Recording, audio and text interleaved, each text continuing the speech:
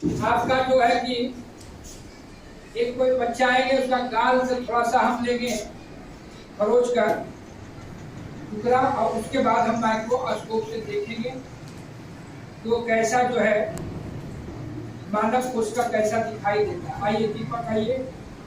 उसके बाद जो है फिर हम जंतु कोशिका और वनस्पति कोशिका में अंतर पढ़ेंगे। इसको देखिए, कोशिका दिखाई दे रहा है कि नहीं, बातें जो है पढ़ेंगे।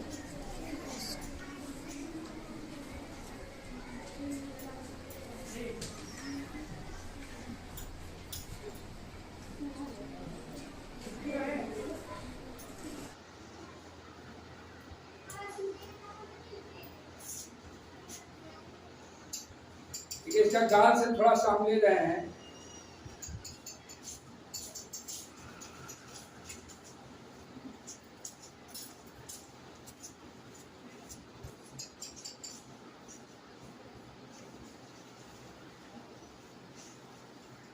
ले लिए हैं। अब इस पर हम जो है लिस्टमिन स्टैंड दे रहे हैं। लिस्टमिन स्टैंड एक बूंद दे रहे हैं।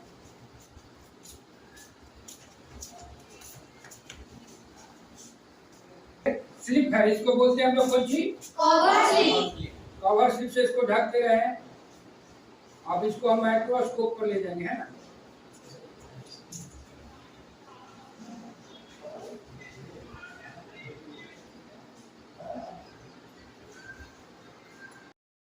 जो गाल का कोशिका जो लिए थे और हमने इसको माइक्रोस्कोप पर, जो एक किताब में फिगर आपका दिख रहा है, इसी ढंग का आपको इस माइक्रोस्कोप में दिखाई देगा। चलिए आइए, इसको गौर से पहले देखिए और इसमें देखिए कि दिखाई दे रहा है ऐसा कि नहीं।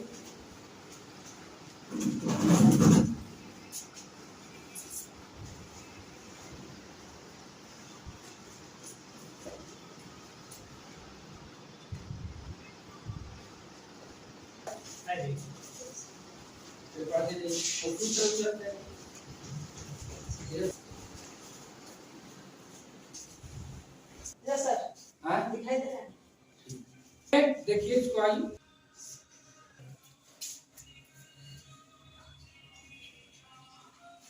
सामान नजर आ रहा है, दोनों में चित्र जो है जैसा है। आइएगा, आइए तो आइए इसको। ठीक है, स्पष्ट ये गाल का कोशिका है ना। अंतिम गतिविधि था इस अध्याय का। अब जो है हम इसमें देखेंगे जंतु कोशिका वनस्पति कोशिका में क्या अंतर है, और साथ साथ कोशिका का कुछ विशेष जो मुख्य मुख्य बातें हैं आपको बताएं, है ना। तो आप लोग कापी कलम आप खोल लीजिए, है ना। दिखाई दे रहा है?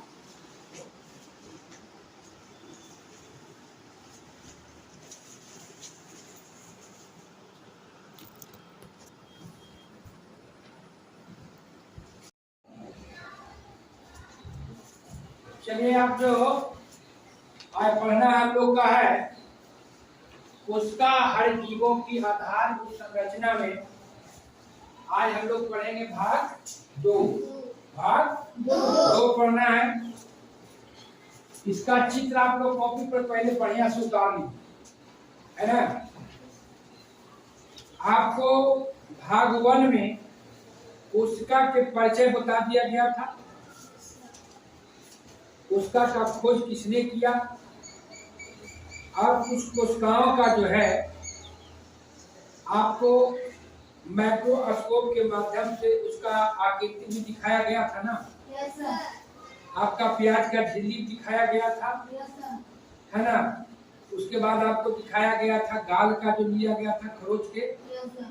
तो क्या था, एक था जंतु कोशिका और एक था वनस्पति कोशिका, है ना। आप उसके आंखों से आप देखे थे, उसका बनावट आकृति को आप लोग देख लिए थे। पादप कोशिका, है ना। क्या हो गया? पादप कोशिका। और ये हो गया आपको जंतु कोशिका। दोनों का आप चित्र जब बढ़िया से बना लीजिएगा तब समझ में आएगा, ठीक ना।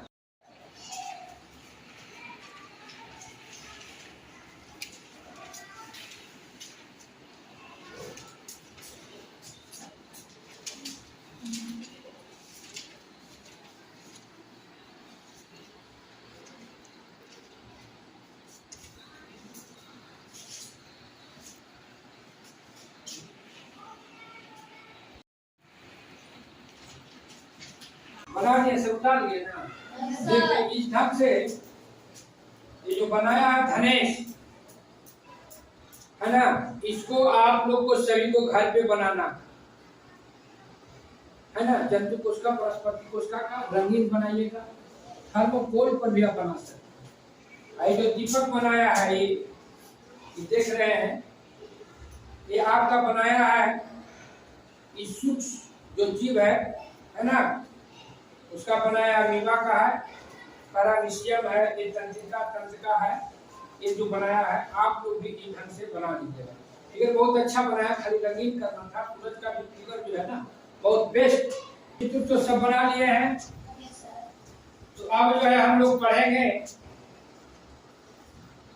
आप लोग पीछे हम प्रयोग कराए थे, आपने माइक्रोस्कोप से देखने की काम की थी, है ना।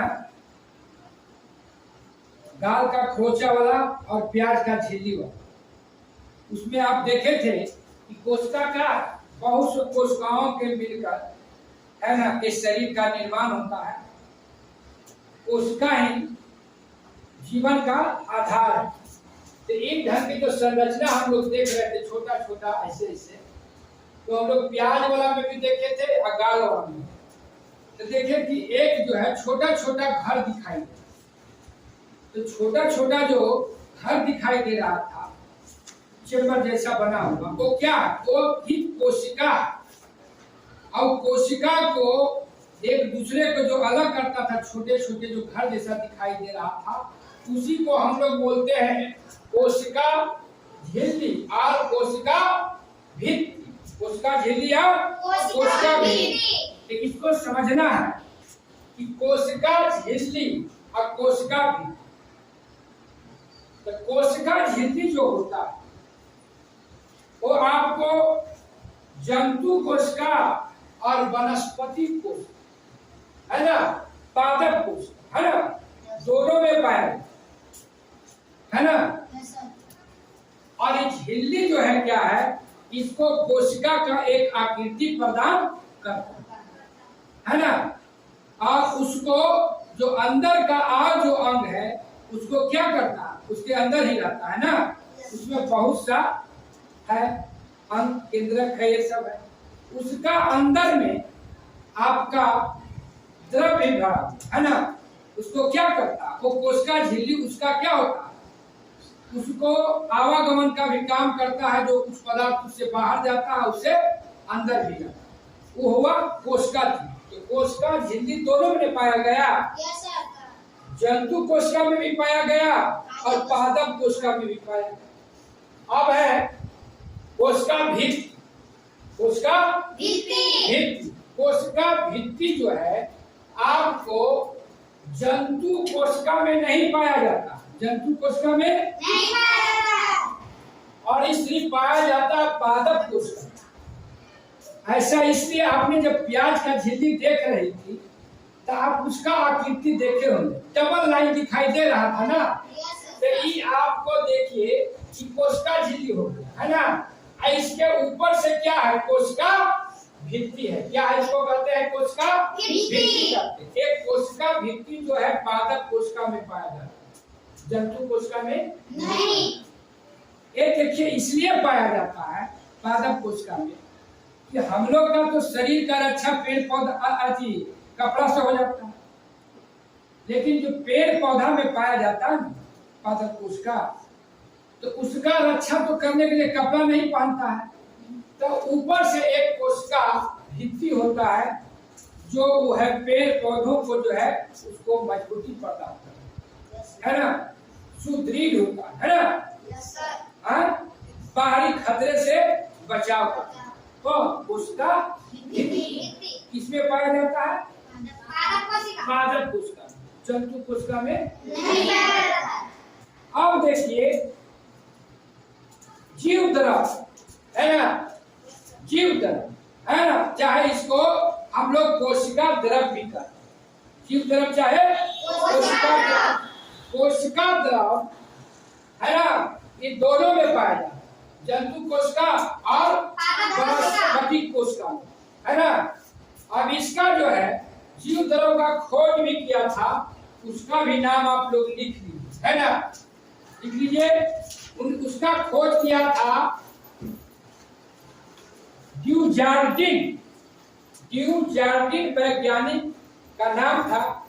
उन्होंने कोशिका द्रव को खोज किए थे और उसका नामकरण पुरकेंजे ने किया था। किसने किया था? पुरकेंजे ने नामकरण किया था, है ना? अब इसका जो है काम का है कोशिका द्रव को, इसमें क्या है? कोशिका द्रव है, क्या है ये जानते हैं? गाढ़ा जाली जैसा है ना, पानी समझिए, पानी, कोशिका द्रव पानी, है ना?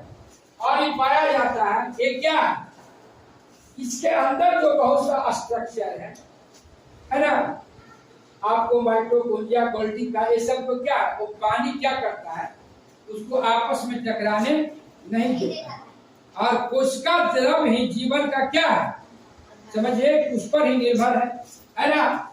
अगर किसी के शरीर में पानी नहीं रहेगा तो आप जीवित रहिएगा नहीं। कोशिका में अगर पानी नहीं रहेगा तो जीवित रहेगा, कोशिका भी क्या होगा? मर जाएगा, है ना? तो उसमें क्या है? जल है। और क्या है? जल कौन चीज से बनना? तो उसमें ऑक्सीजन का भी मात्रा रहता है ना? जल का क्या सूत्र है? H2O ना, H2O, है ना? तो हाँ, ऑक्सीजन का भी रहता है। अब समझिए, इसमें माइटोकॉन्ड्रिया जो है दोनों में पाया जाता, जंतु कोशिका और वनस्पति कोशिका दोनों में पाया जाता है माइटोकॉन्ड्रिया। इसका खोज जो है कौन किया था? उसका नाम लिख लीजिए, एल्टमैन ने किया। माइटोकॉन्ड्रिया का खोज किसने किया था? एल्टमैन ने किया था। लिख लिए। इनका नामकरण बैंडा नाम के वैज्ञानिक ने किया, है ना?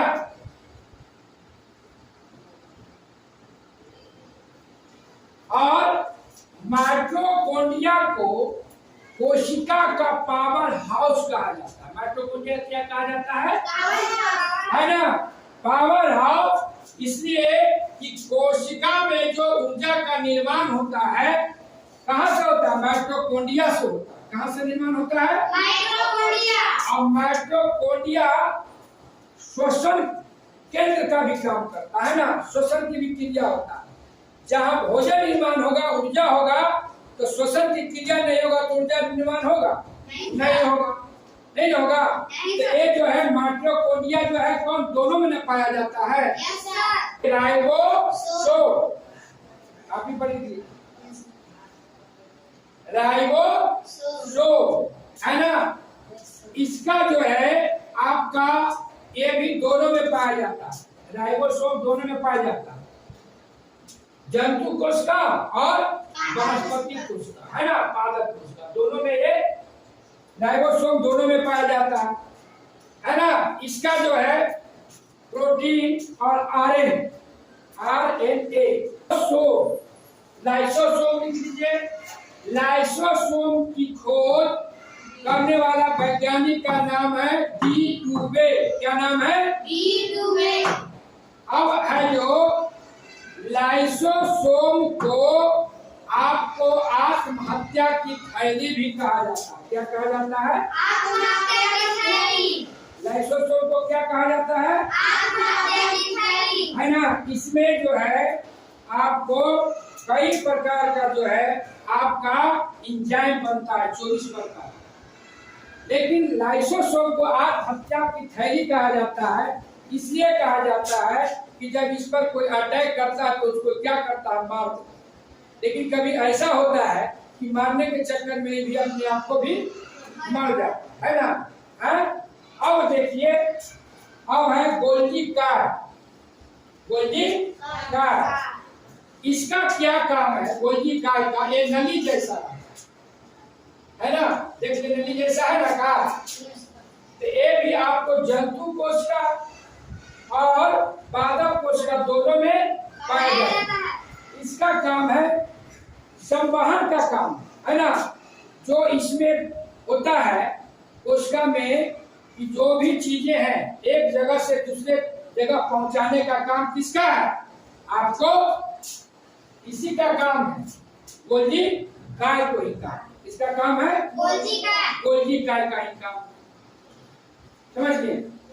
अब है गोल्जी काय जो है से अंदर इससे जो पदार्थ है बाहर भी आता है और अंदर भी जाता है ना, इन्हें जैसा रहता है। अब है लिख लीजिए लवक, लिख लीजिए लवक, है ना, लवक लिख लिए। ये भी जो है ध्यान दीजिएगा, ये जो है जंतु कोशिका में नहीं पाया जाता, जंतु कोशिका में नहीं पाया जाता है, इसमें पाया जाता है किसमें? पादप कोशिका। इसमें पाया जाता है पादप कोशिका में पाया जाता है। और इसका क्या कार्य है? ये जो भी होता है आपको 3 प्रकार के होता है। कितने प्रकार के होता है? 3। लिख लीजिए, है ना, 3 प्रकार का होता है। वर्णिक, वर्णिक, अवर्णिक या वर्णिक, है ना, और हरित। देखिए वर्णिक, अवर्णिक, हरित, ये जो है पौधा को देख रहे हैं ना, जो वर्णित लवक वो क्या करता है? रंग प्रदान। क्या करता है? रंग प्रदान। आपको देखते होंगे जो फूल देखते, फल देखते, तो क्या होता है? फल होता है ना, रंगीन होता है, फूल भी रंगीन होता है। तो ये इसी के कारण होता है। किसके कारण? ये जो वर्णित लवक है उसके कारण जो है पेड़ पौधा के फल फूल क्या होता है? रंगीन होता है। जैसे टमाटर है ना, गाजर है, ये सब क्या है? रंगीन दिखाई देता है। उसी का काम। जब अगले कक्षा में जाएगी तो आप विस्तार पूर्वक से पढ़िए, है ना। अब देखिए इसका जो है आपका अवर्णित, अवर्णित जो है ये भी क्या करता है? रंग प्रदान करता है। लेकिन पौधे का अवशेष भाग जो प्रकाश में नहीं, प्रकाश से बाहर, पौधा का जड़ कहाँ रहता है? मट्टी में। तो उसका जो है जो है अवर्णित जो है लवक कहाँ पाया जाता है? पेड़ पौधा के जड़ में। वह जड़ रंगीन नहीं रहता है, उसमें ही पाया। और एक है हरित लवक। क्या है? हरित लवक, है ना। आप हरित लवक के नाम सुने हो? क्लोरोफिल, पेड़ पौधा का उत्पत्ति में पाया जाता है। हरित लवक क्लोरोफिल के कारण ये पेड़ पौधा अपना भोजन बनाता था। पौधा का रसोई घर कौन है? पत्ती है। और इसमें अगर पूछा जाएगा कि कोशिका का रसोई घर कौन है तो कौन हो जाए? माइटोकॉन्ड्रिया हो जाएगा, है ना। वही ऊर्जा का निर्माण होता है माइटोकॉन्ड्रिया। तो उसका वो हो गया, इसका हो गया आपको जो पत्ती है। तो पत्ती जो क्लोरोफिल की उपस्थिति में हो क्या करता है? वो अपना भोजन बनाता है। अब जो बच गया है आपको केंद्रक, केंद्रक, केंद्रक कोशिका का सबसे महत्वपूर्ण अंग है। तो केंद्रक दोनों में पाया जाता है, जंतु कोशिका और दोनों में पाया जा रहा है। और केंद्रक के अंदर देखिए एक ऐसी छोटा सा बिंदु दिखाई दे रहा है ना, इसको केंद्रिका बोलते हैं। लेकिन आप जो है इस माइक्रोस्कोप से आप इसको स्पष्ट रूप से नहीं देख सकते। इसके लिए आप जो है अधिक आवर्धन क्षमता वाला माइक्रोस्कोप की जरूरत है। लेकिन केंद्रक जो होता है, समझिए कि सारी कोशिका का मुखिया है, सभी जितने भी है सबको नियंत्रण कौन करता है? केंद्र। उसका नाम है केंद्र, केंद्र में है ना। और उसमें भी देखिए आपको केंद्रक द्रव, उसको न्यूक्लियर द्रव्य भी बोलते हैं, वो द्रव्य है ना। और एक क्या है? जीवन का आधार, है ना। अब इसको समझिए कि केंद्रक जो होता है ये आपका पूरा संचालित नियंत्रण करता है। और इसमें आपको पाया जाता है RN और गुणसूत्र पाया जाता है। केंद्रक में कौन पाया जाता है? RNA और गुणसूत्र पाया जाता है। गुणसूत्र है ना आपको DNA, वो क्या करता उसी वही जो है गुणसूत्र, वो भी आप आगे की क्लास में पढ़ेगी। गुणसूत्र का विभाजन है ना, समसूत्री है ना, ये सब पढ़ेगी आपके आगे की क्लास में। तो आपको ये क्या आनुवंशिकता का वाहक कौन? आपका गुणसूत्र कौन का वाहक है? आनुवंशिकता का, है ना।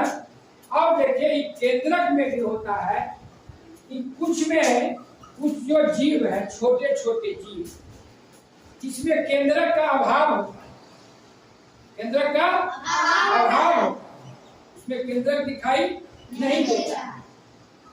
जैसे आपको हरे नीले शैवाल है ना, उसमें क्या होता है?